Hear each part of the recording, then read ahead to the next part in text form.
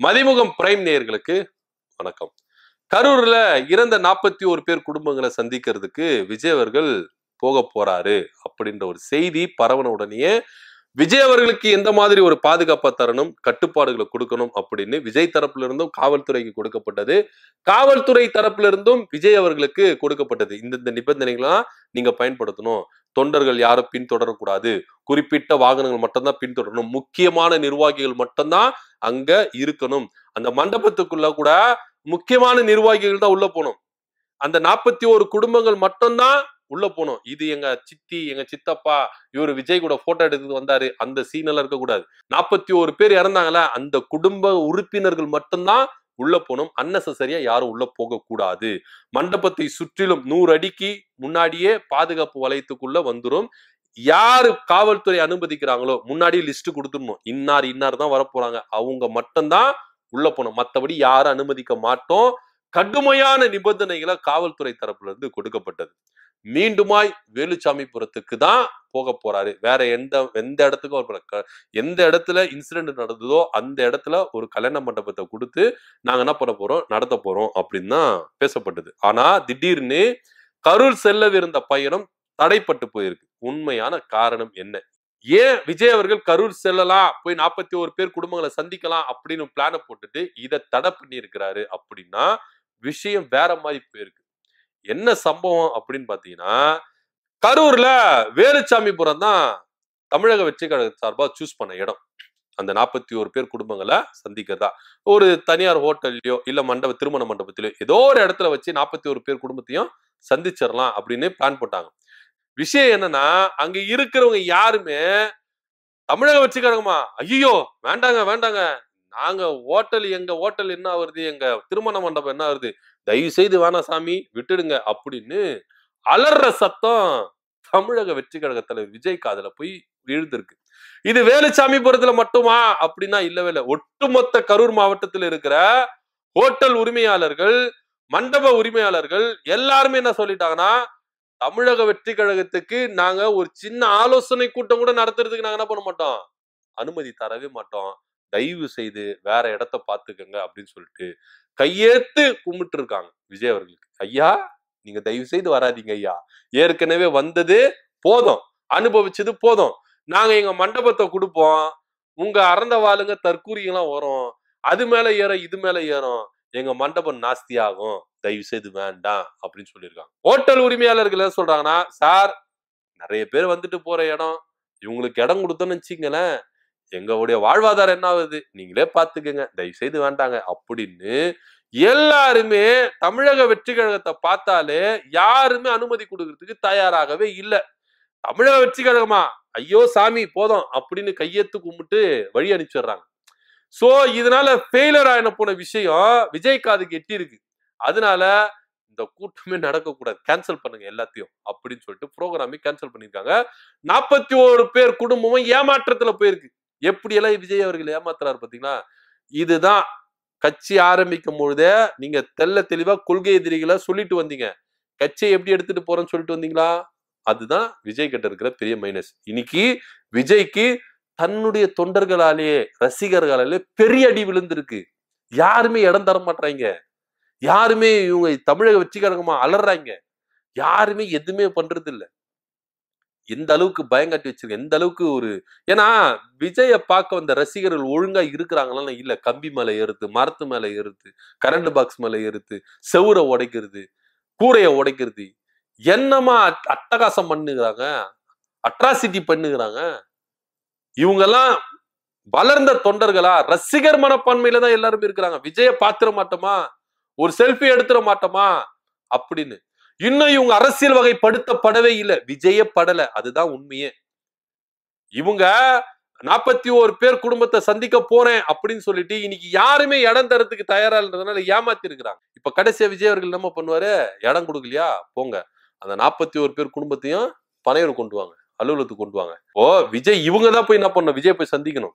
இப்ப முதல்ல விஜய் எங்க தோத்தாருன்னா, இந்த 41 பேர் குடும்பங்களை சந்திக்கிறதுக்காக சொன்னார்ல, இவரு தேடி வீட்டுக்கு போயிருக்கணும். 41 குடும்பத்தையும் இவரு போய் நேர்ல போய் சந்திச்சிருக்கணும். ஒவ்வொரு வீடா போய் இவரு ஏறி இறங்கி இருக்கணும். இவரு சொகுசு வாழ்க்கை கண்டுட்டார் விஜய் அவர்கள். ஏசி இருக்கணும், இடம் இருக்கணும், நல்லா தாராளமா இடம் இருக்கணும், லக்ஸரியா இருக்கணும்.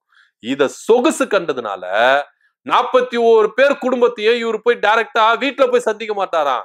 ஒண்ணு திருமண மண்டபத்துல சந்திப்பாராம். இப்ப அங்க க்ளோஸ் ஆனதுனால 41 பேருத்தையும் என்ன பண்ணுவாரு, இங்க கொண்டு வருவார். பனையூருக்கு கொண்டு வருவார். பஸ் வச்சோ ஏதோ வச்சோ என்ன பண்ணுவாரு, கொண்டு வருவார். கொண்டு வந்து பனையூர்ல அலுவலகத்துல சந்திச்சு என்ன பண்ணுவாரு, போட்டோ எடுத்துக்கிட்டு இதுல போட்டோ எடுக்கும் மொத்தம் ஆத்திரமா வருது. தமிழக வெற்றி கழக நிர்வாகிகள் எந்த அளவுக்கு தற்கூரியா இருக்கிறாங்க. கேக் வெட்டி ஸ்வீட் பாக்ஸ் எல்லாம் கொடுத்து போட்டோ எடுத்துட்டு இருக்காங்க.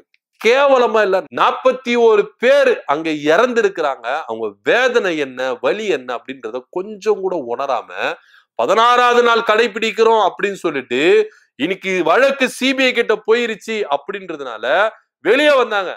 ஆதவர்ஜுனா, நிர்மல் குமார், புஷி ஆனந்த் எல்லாம் வெளியே வந்தாங்க. வெளியே வந்து பனையூர் அலுவலகத்துல என்ன ஆட்டம் போடுறாங்க.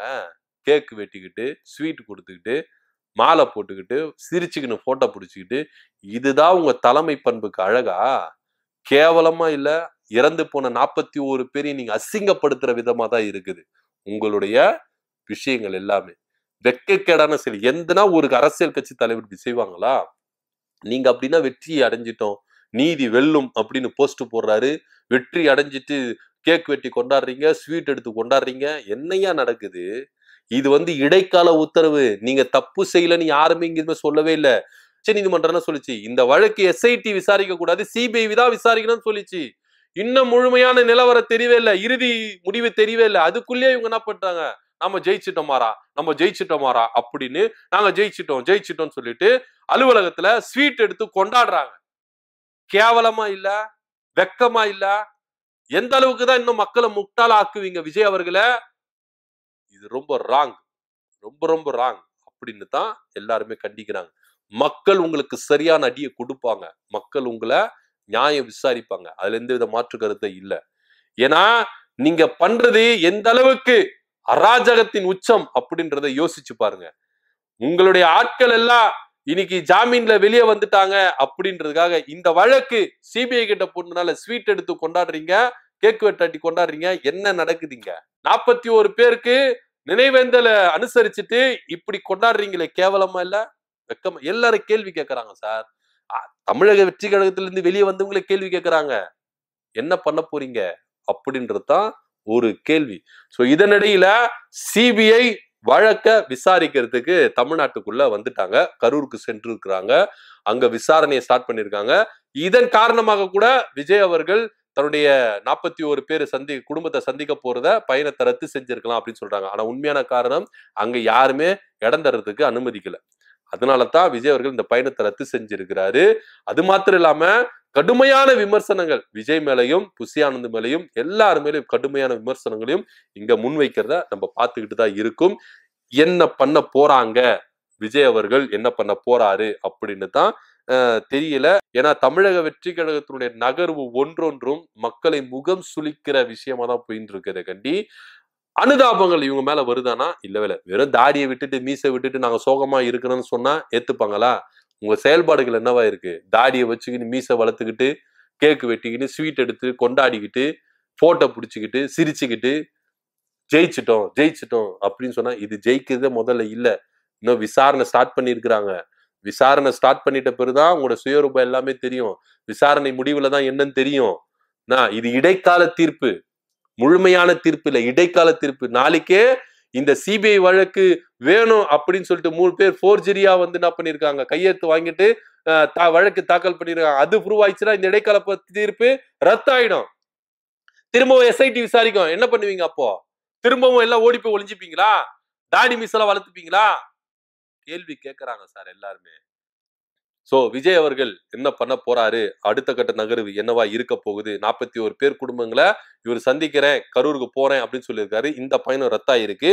அடுத்த கட்ட நகர்வு என்னவா இருக்க போகுது அப்படின்ற பொறுத்து பார்க்கலாம். கரூர்ல இறந்த 41 பேர் குடும்பங்களை சந்திக்கிறது, நிவாரணம் கொடுக்கறதுக்காக விஜய் அவர்கள் கரூர் பயணம் செல்லலாம் அப்படின்னு சொல்லப்பட்டது. திடீர்னு இந்த பயணம் ரத்தாயிருக்கு. இப்போ 41 பேர் குடும்பங்களையும் பனையூருக்கு அழைத்து வருவார் அப்படின்ற தகவலும் இங்க முன்வைக்கப்படுது. இதை பற்றியோட கருத்து என்ன அப்படின்றத கீழே கமெண்ட் பண்ணுங்க. நன்றி, வணக்கம்.